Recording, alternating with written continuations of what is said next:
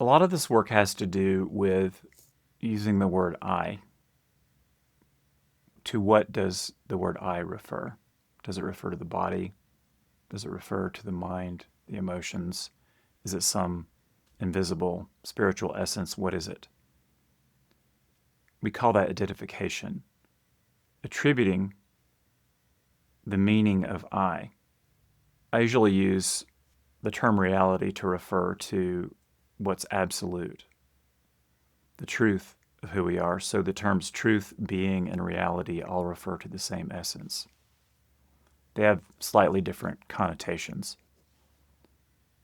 So absolute truth, absolute being, absolute reality, they all point toward the same formless essence that we are and is the nature of the individual as well as of the world. It's one thing to say something exists, it's another thing to find out what it is. One of the fundamental questions of Advaita Vedanta is, who am I? So the word I refers to something. To what does it refer? Does it refer to the body? Well, in Advaita Vedanta, one of the central ideas is I am not the body. Why is that? Because the I, in reality, is absolute. It's uncreated, it doesn't come and go, it's eternal. The definition of reality is that which is eternal and unchanging. If you notice with your experience, everything's changing all the time, except your awareness of what's changing. So that's the entry point to it. So in Advaita Vedanta, they'll say the nature of reality, or you could say the nature of your being, with a capital B, is awareness, consciousness. And it's prior to everything that we experience that's changing. In other words, thinking and sense experience.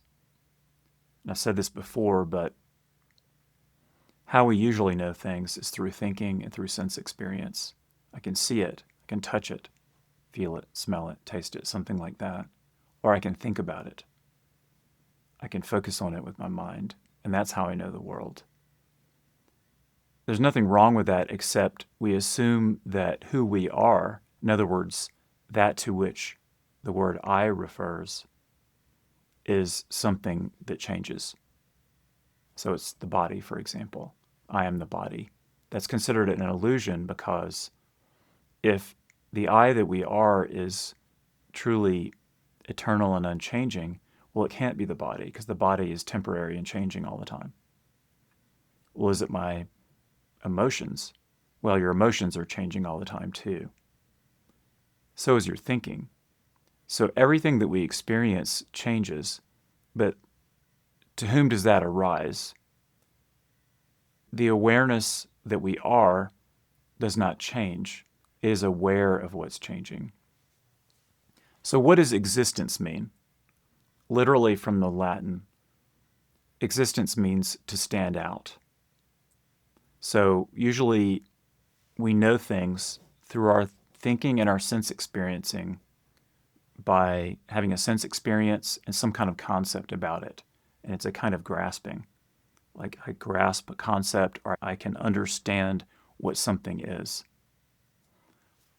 Like a pair of glasses, I can see them, I can feel them, so on, and I have a concept of what they are, and that's how I know them. And that's typically how we function. But the question arises then, what is it?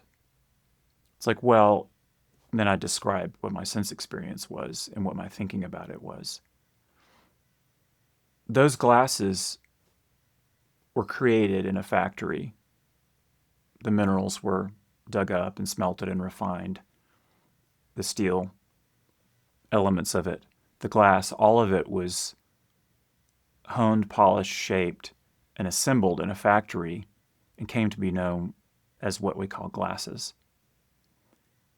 I'm using them for a while, and at some point they're going to break, hopefully later rather than sooner, but they're going to break, they're going to fall apart. I'm going to have to throw them away, get them repaired, something. At some point, eventually they just become dust. They return to the dust from whence they came. Do people say whence anymore? I'm saying it. Let's bring whence back.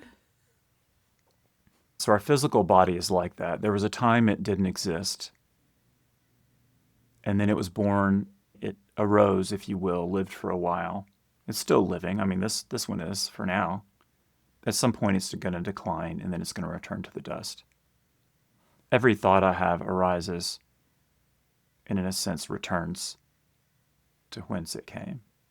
Every feeling I have is like that. It's an object. I feel it, and then at some point it passes. So everything's like that, except the awareness. The awareness of it doesn't change. It is without attribute. It just shows you it's there. In Advaita Vedanta, they say that that's your true nature. Or at least, I would say that it's at least a doorway to what we're calling the absolute. So your conscious state of awareness is the gateway to waking up. It's where we realize the truth of who we are. It's just that the truth of who we are is not a thought, a feeling, or a sensation. It's not an object that comes and goes.